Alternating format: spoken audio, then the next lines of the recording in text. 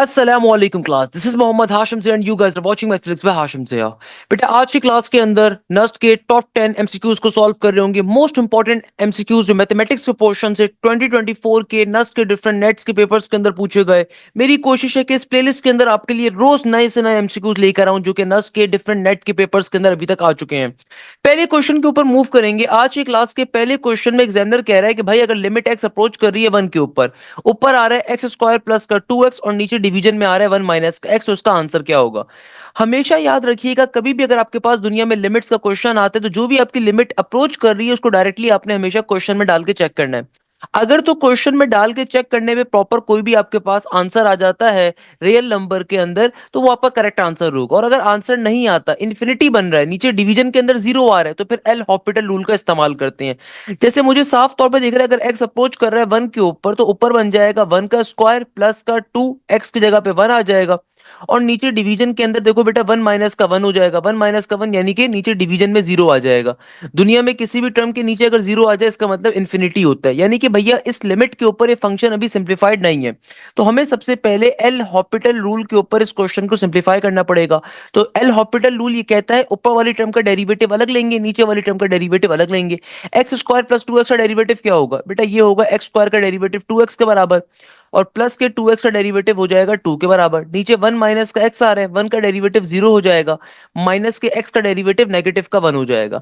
अब फाइनली अगर मैं इस लिमिट को अप्लाई करवाऊं, अब फाइनली अगर मैं लिमिट को अप्लाई करवाता हूं, तो बेटा सिंपल, जहां पे x आ रहा है 1 डाल के चेक करिए, तो ये बन जाएगा 2 इंटू 1 प्लस का 2, और नीचे डिवीजन में -1 का -1, 2 प्लस का 2 4 हो जाएगा, और नीचे डिवीजन में नेगेटिव का 1। तो ओवरऑल आंसर आ जाएगा नेगेटिव के 4 के बराबर। ओवरऑल हमारा आंसर क्या आ जाएगा बेटा, सिंपल तरीके से नेगेटिव के 4 के बराबर। यहाँ पे कोई भी ऑप्शन इसको सेटिस्फाई नहीं कर रहा।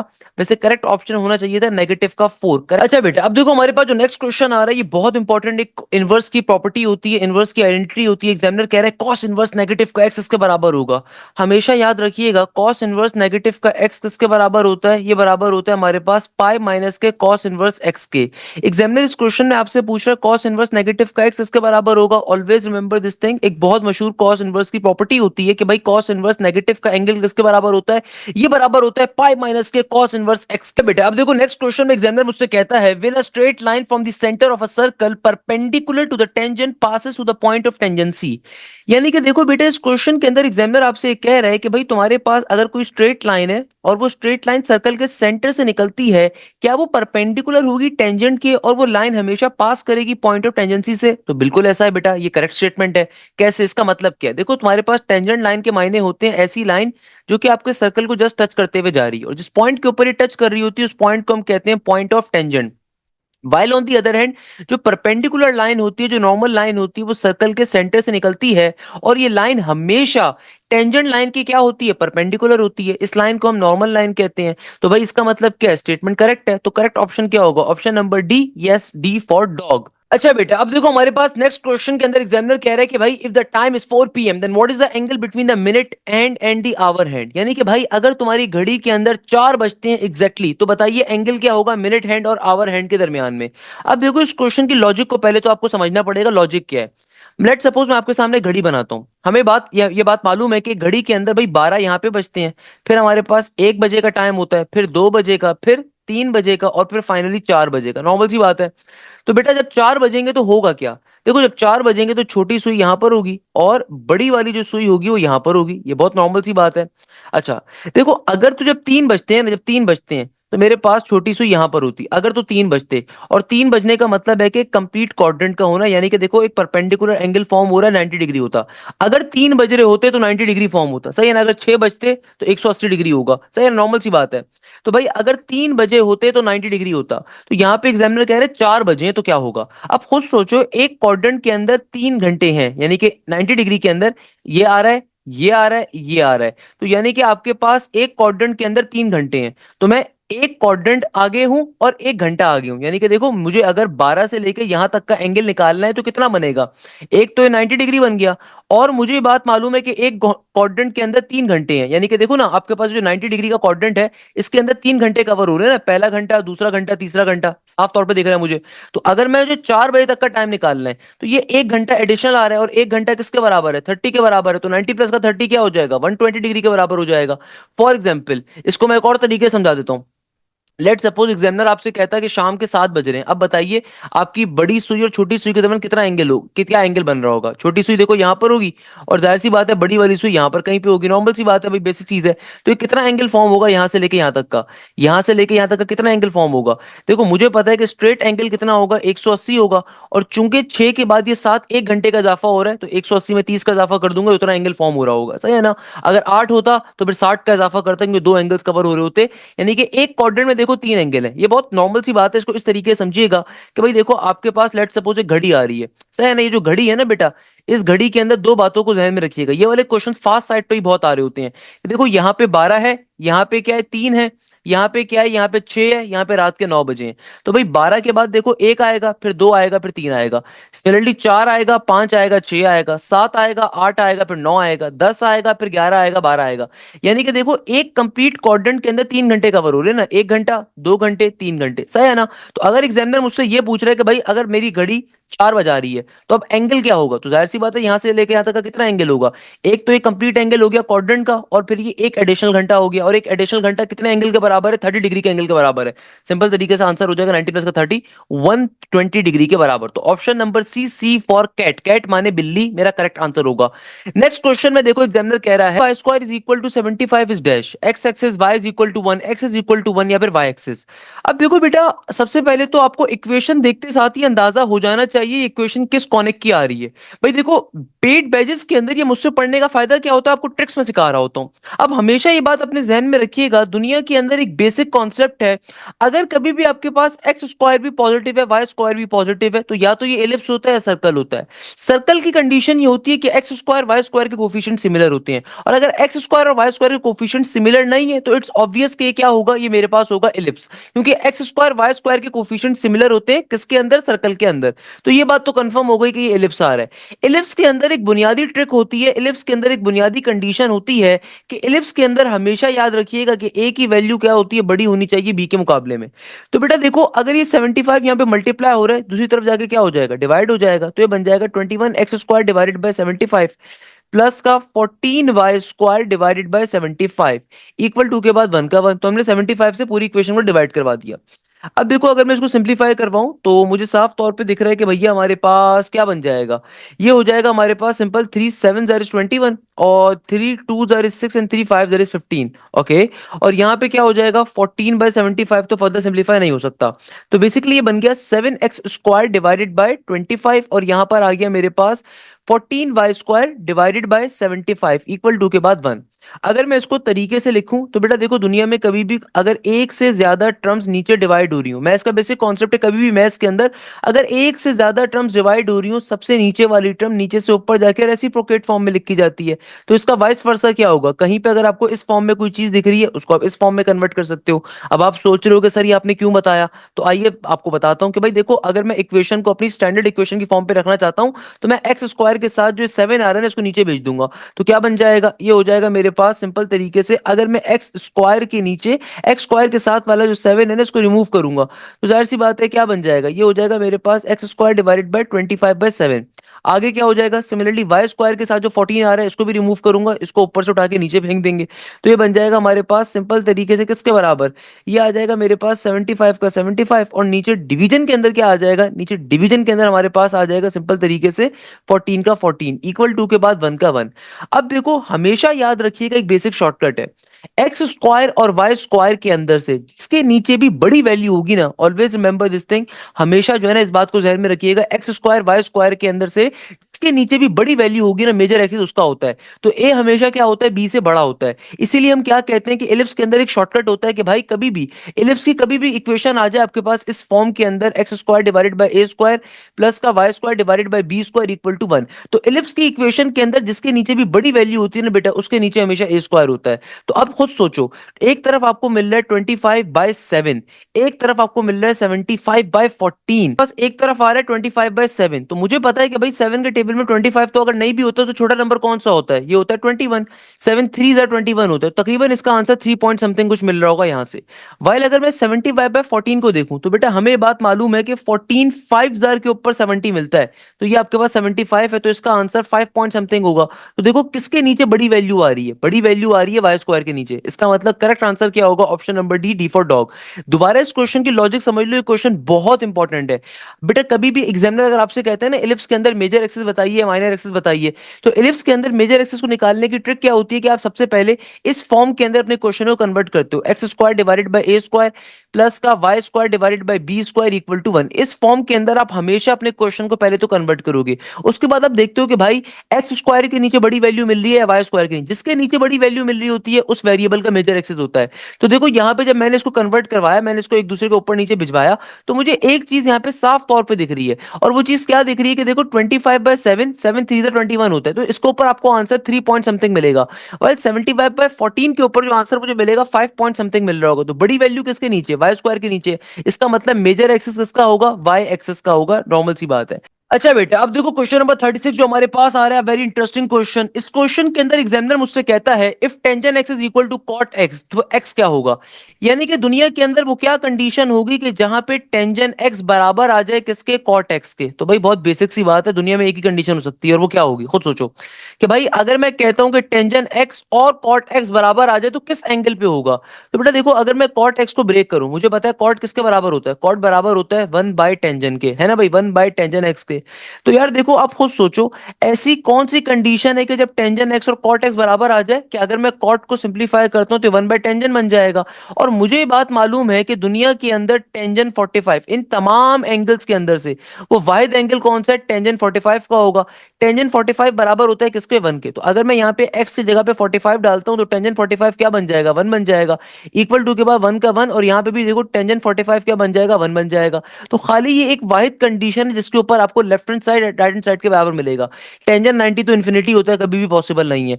टेंजेंट 0 0 होता है। टेंजेंट 30 आपके पास अगेन 1/√3 आ जाएगा, तो वो भी पॉसिबल नहीं है। तो खाली एक कंडीशन है दुनिया के अंदर जहां पे दोनों वैल्यूज आपस में बराबर होंगी, left hand side right hand side के, और वो होती है टेंजेंट 45 डिग्री की, जो कि बराबर होता है किसके, 1 के। तो वो कंडीशन जहां पे टेंजेंट एक्स और कॉट एक्स बराबर आ जाते हैं, वो एंगल कौन सा होता है, 45 डिग्री का होता है।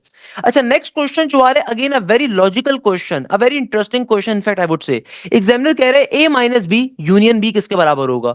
यार मतलब इसमें सोचने की नीड नहीं पड़नी चाहिए, उसके पीछे रीजन है कि फॉर एग्जांपल कभी भी इस तरह का पेपर में क्वेश्चन आए ना, तो आपने हमेशा कोशिश करनी है अपने पास से कोई छोटा सा सेट कंसीडर कर लो। फॉर एग्जांपल मैंने कहा 1, 2 आ रहे हैं, सेट ए के एलिमेंट्स हैं, और सेट बी के एलिमेंट्स आ रहे हैं for example 2, 3।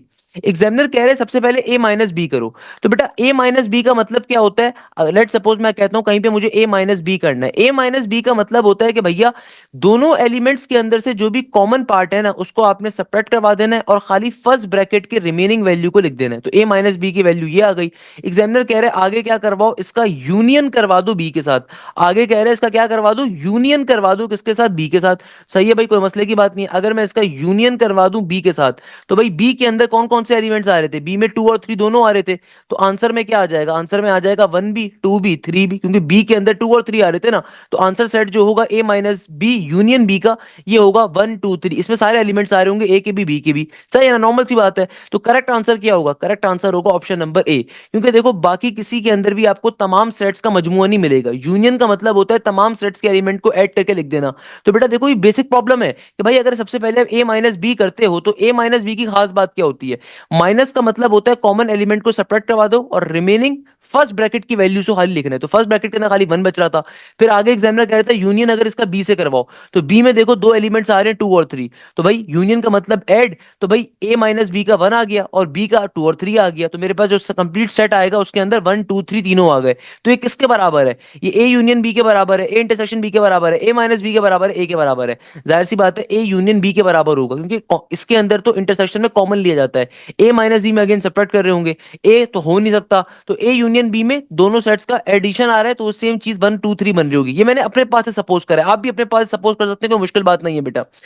Next question is a very interesting question. इस क्वेश्चन में एग्जामिनर कह रहा है कि भाई if the vertices of a triangle are given by 3,2 -3,0 5,2 then the parameter is dash. अब देखो बेटा इस क्वेश्चन की लॉजिक क्या है। एग्जामिनर कह रहा है कि भाई तुम्हारे पास एक ट्राइंगल आ रहा है, उस ट्राइंगल के अंदर तमाम जो वर्टिसेस है ना वो ये आ रहे हैं 3,2, नेगेटिव का 3,0, आगे आ रहा है 5,2। एग्जामिनर कह रहा है पैरामीटर की वैल्यू बताइए। बेटा पैरामीटर की कॉन्सेप्ट को जहन में बिठा लो। पैरामीटर कहते हैं दुनिया के अंदर कोई भी क्लोज शेप फिगर हो उसकी तमाम साइड्स के सम को पैरामीटर कहते हैं। फॉर एग्जाम्पल एक स्क्वायर आ जाए तो स्क्वायर की तमाम साइड्स का जो सम होता है ना पैरामीटर होगा। फॉर एग्जाम्पल आपके पास रेक्टेंगल आ जाए, कोई भी क्लोज शेप फिगर हो उसकी तमाम साइड्स का जो सम है ना पैरामीटर है। आपके पास पैरेललोग्राम आ जाए, आपके पास रोम्बस आ जाए, आपके पास पर्टिकुलरली सर्कल आ जाए, सर्कल में बाय द वे पैरामीटर नहीं होता, सर्कल का सर्कमफेरेंस होता है, सेम चीज है। तो याद रखिएगा पैरामीटर के मायने क्या होते हैं, तमाम साइड्स की लेंथ के सम के। तो अगर मुझे इस ट्राइंगल का पैरामीटर निकालने सबसे पहला काम क्या करोगे, आप सबसे पहले जो साइड ए है इसकी लेंथ कैलकुलेट करोगे, सिंपल डिस्टेंस फॉर्मूला अप्लाई करोगे, इसकी लेंथ निकालोगे। फिर जो साइड बी आ रही है अगेन इन दोनों पॉइंट्स का इस्तेमाल करोगे डिस्टेंस फॉर्मूले के जरिए और इस साइड की लेंथ निकालोगे। फिर आप साइड सी का जो साइड सी आ रही है इन दो पॉइंट्स को इस्तेमाल करते हुए साइड सी की लेंथ निकालोगे। आखिर में इन तीनों को एड अप करवा दोगे तो फाइनली आपके पास पैरामीटर की वैल्यू आ जाएगी। बेटा देखो इसका जल्दी से मैं आपको सॉल्यूशन दिखा देता हूं। यहाँ पर इसका सॉल्यूशन इस तरीके से आ रहा होगा, तो आप इसको बाद में वेरीफाई आराम से बैठ के कर सकते हैं कि भाई आपके पास सिंपल तरीके से आपने करना क्या है। आपने सिंपल तरीके से पहले इस वाली साइड की किसी भी एक साइड की पर्टिकुलरली आपने लेंथ निकाल लो। पहले आप इस साइड की आपने लेंथ निकाल ली, फिर आपने इस साइड की लेंथ निकाल ली, फिर आपने इस साइड की लेंथ निकाल ली, और देन आखिर में आपने क्या करना है उन सबको आपस में ऐड करवा देना। तो देखो यहाँ से 2 क्या आ जाएगा, 2 कॉमन आ जाएगा, तो ब्रैकेट के अंदर क्या बचेगा, √10 प्लस का 1 प्लस का √17। तो ये मेरे ख्याल में आ रहा है हमारे पास ऑप्शन नंबर बी के अंदर, और B for banana is the correct answer. Basic चीज है भाई, कोई मुश्किल काम नहीं है, मगर पैरामीटर के कॉन्सेप्ट को लाजमी समझ लें। पैरामीटर कहते हैं किसी भी क्लोज शेप फिगर के अंदर तमाम साइड्स के सम को। बेसिक चीज है बेटा। अच्छा नेक्स्ट क्वेश्चन जो आ रहा है ना, it's a very interesting question, अक्सर बच्चों को कंफ्यूज करने के लिए आता है। एग्जामिनर कह रहे हैं द सम ऑफ सिग्मा या summation I is equal to 1 और रेस टू दी पावर, यानी कि कहां तक जा रहा है 21 तक, और आपको सीरीज की टाइप गिवन है -1 की पावर में आई। यानी कि देखो एग्जामिनर समीशन का मतलब होता है एक सीरीज का, आपको यहाँ पे एग्जामिनर ने कहा है कि सीरीज हो रही है। याद रखिएगा नीचे वाली वैल्यू का मतलब होता है स्टार्टिंग वैल्यू, कि भाई आपकी सीरीज स्टार्ट कहां से हो रही है 1 से, और ये ऊपर वाली वैल्यू का मतलब होता है कि तुम्हारी सीरीज कहां तक जाएगी, 21वीं टर्म तक जाएगी। और सीरीज की टाइप क्या है, नेगेटिव के 1 की पावर में आई, यानी कि आई का मतलब है यानी कि सीरीज चलती जाएगी। फॉर एग्जाम्पल देखो नेगेटिव की 1 की पावर में पहले 1 होगा, फिर मेरे पास आएगा नेगेटिव की 1 की पावर में स्क्वायर, फिर मेरे पास आएगा नेगेटिव के 1 की पावर में किसके बराबर, क्यूब के बराबर, फिर मेरे पास आएगा नेगेटिव के 1 की पावर के अंदर 4 के बराबर। और ये फनकारी क्या होगी बेटा, चलती जाएगी कहां तक, नेगेटिव के 1 की पावर 21 के बराबर तक। सही है ना, क्योंकि देखो स्टार्टिंग वैल्यू 1 है, यानी कि 1 से स्टार्ट हो रही है और कहां तक जाएगी, 21 तक जाएगी। और टाइप ऑफ सीरीज कैसी है, नेगेटिव की 1 की पावर n के अंदर। अब एग्जामिनर कह रहे हैं इसका समीशन क्या होगा, इसका आंसर क्या होगा, खुद देखो। देखो बेटा हमारे पास एक नंबर कैसा आ रहा है, ऑड आ रहा है, फिर इवन आ रहा है। हमें ये बात मालूम है कि देखो -1 की पावर 1 का मतलब क्या है, -1 पे जब पावर 1 आ रही है ना, तो भाई कभी भी आपके पास दुनिया में किसी भी नेगेटिव टर्म के ऊपर अगर पावर इवन आ जाए तो इवन टर्म जो होती है ना उसके नेगेटिव के साइन को खा जाएगी और आंसर आपको पॉजिटिव का 1 देगी। वाइल अगर -1 के ऊपर कभी भी कोई भी पावर ऑड आ जाए, किसी भी नेगेटिव वैल्यू के ऊपर अगर पावर में ऑड पावर आ जाए ना, तो बेटा वो आपके नेगेटिव साइन को नेगेटिव रहने देती है। तो देखो यहाँ पे हो क्या रहा है, पहली पावर ऑड है, दूसरी इवन है, कट जाएगा। फिर ये देखो ऑड है, फिर इवन है, कट जाएगा, फिर odd even odd even odd even चलता जाएगा। लास्ट में सिर्फ एक वैल्यू बच रही होगी -1 की पावर 21, क्योंकि बीच की बाकी तमाम वैल्यूज तो कैंसिल आउट हो जाएंगे। क्योंकि देखो -1 की पावर 1 क्या होगा, -1 होगा, -1 का स्क्वायर क्या होगा, +1 होगा, -1 का क्यूब अगेन -1 होगा, -1 का 4 क्या होगा, क्योंकि इवन पावर है तो ऑब्वियसली पॉजिटिव का 1 होगा, चलता जाएगा, आपस में एक दूसरे को काटते जाएंगे। खाली एक वैल्यू जिसका आप इसको कोई काट नहीं सकेगा, वो -1 की पावर 21 21 होगा। देखो लास्ट में सिर्फ एक वैल्यू जिसको कोई काट नहीं सकेगा वो -1 की पावर 21 होगा, और -1 की पावर 21 का मतलब क्या है? ये सिंपल आपके पास -1 हमारा आंसर आ जाएगा। बाकी तमाम वैल्यूज तो कैंसिल आउट हो जाएंगे ना बेटा। सिंपल आंसर क्या आ जाएगा? Option number C for cat, cat माने बिल्ली। तो बेटा देखो इस तरीके से क्वेश्चन क्या हो गया? सॉल्व हो गया। अच्छा बेटा अब देखो हमारे पास जो आज की क्लास का 10वां एमसीक्यूज आ रहा है, बड़ा इंपॉर्टेंट एमसीक्यूज है और सोचने वाला एमसीक्यूज है। एग्जामिनर कह रहा है कि भाई तुम्हारे पास अगर नेचुरल नंबर का इंटरसेक्शन लिया जाए इंटीजर्स के साथ तो आंसर क्या होगा? इंटीजर्स होगा, होल नंबर होगा, रियल नंबर होगा, नेचुरल नंबर होगा। देखो सबसे पहले तो आपको मालूम होना चाहिए नेचुरल नंबर्स होते क्या हैं। देखो नेचुरल नंबर्स कौन से होते हैं? नेचुरल नंबर्स हमारे पास होते हैं वो नंबर जो 1 से लेके आपके पास ऑनवर्ड चल रहे होते हैं। पॉजिटिव के नंबर्स हम नॉर्मली कह रहे होते हैं 1 2 3 4 5 6 7 8 9 ब्ला ब्ला ब्ला ब्ला, नेचुरल नंबर्स होते हैं। वाइल इंटीजर्स क्या होते हैं भैया? इंटीजर्स हमारे पास नेगेटिव भी होते हैं, पॉजिटिव भी होते हैं, जीरो भी होता है, तो ये हमारे पास इंटीजर्स होते हैं। तो इंटरसेक्शन का मतलब होता है कॉमन एलिमेंट क्या है, दोनों के अंदर कॉमन पार्ट क्या है। भाई दोनों के अंदर कॉमन क्या होगा? 1 2 3 4 5 6 होगा, जाहिर सी बात है पॉजिटिव के सारे नंबर्स कॉमन होंगे। और ये पॉजिटिव के सारे नंबर्स क्या चीज फॉर्म कर रहे होते हैं? भाई ये फॉर्म करते हैं नेचुरल नंबर्स को। सही है ना? क्या करते हैं? नेचुरल नंबर्स को। तो यहाँ पे हम ये बात यही तो कह रहे हैं भैया कि अगर मैं नेचुरल नंबर्स और इंटीजर्स के दरमियान में इंटरसेक्शन लूंगा तो जाहिर सी बात है आंसर भी क्या आएगा? नेचुरल नंबर्स ही आएगा, क्योंकि भाई कॉमन पार्ट क्या है दोनों के अंदर? नेचुरल पार्ट या नेचुरल नंबर्स का जो पार्ट है वो कॉमन होगा। It's a very normal thing. तो ये इस तरह के एमसीक्यूज अक्सर पेपर में बच्चों को कंफ्यूज करने के लिए आ जाते हैं। तो आज की क्लास में आप देखो बेटा, अगर आप गौर से देखो आज की क्लास में हमने जो क्वेश्चंस किए मोस्टली देवर थ्योरेटिकल एमसीक्यूज। तो बेटा याद रखिएगा नस्ट के पेपर के अंदर डिफिकल्ट एमसीक्यूज भी आते हैं, थ्योरेटिकल भी आएंगे, आपके पास कॉन्सेप्चुअल भी आएंगे, इजी भी आएंगे। तो अगर आप चाहते हो कि आपकी नस्ट की बहुत अच्छी तैयारी हो तो बेटा मेरा नस्ट का न्यू बैच अभी स्टार्ट हो रहा है, आप उसको लाजमी तौर के ऊपर ज्वाइन अप करें। उसके अंदर आपकी कंप्लीट तैयारी करवाई जाएगी, ना सिर्फ नस्ट के नेट 1 की बल्कि नेट 2 की, नेट 3 की, नेट 4 की। इसके अलावा पाकिस्तान की टॉप 25 यूनिवर्सिटीज की प्रिपरेशन बेटा उस बैच के अंदर शामिल है अल्हम्दुलिल्लाह। तो आप उस बैच को ज्वाइन अप कर सकते हो। आपके पास स्क्रीन के ऊपर नंबर आ रहा होगा, सिंपल तरीके से आपने इस नंबर के ऊपर व्हाट्सएप करना है। आप सिंपल वे में बैच को ज्वाइन अप कर सकते हो। नस के नेट 4 के अंदर अगर आप चाहते हो, नेट 1 में अगर आप चाहते हो, नेट 2 में अगर आप चाहते हो कि आप भी टॉप करो, आप भी 170 प्लस का स्कोर करो, लाजमी तौर पर कोशिश करें तमाम मैराथन की वीडियो को कवर अप करें। बैच को लाजमी तौर के ऊपर ज्वाइन करें फॉर दी कंप्लीट प्रिपरेशन। यहीं पे इस क्लास को एंड करेंगे उस उम्मीद के साथ कि आप जाएं जैसे खैरियत से होंगे। मुझे बहुत सारी दुआओं में याद रखिएगा। जज़ाक अल्लाह, thank you so much. Hashim Zia signing of.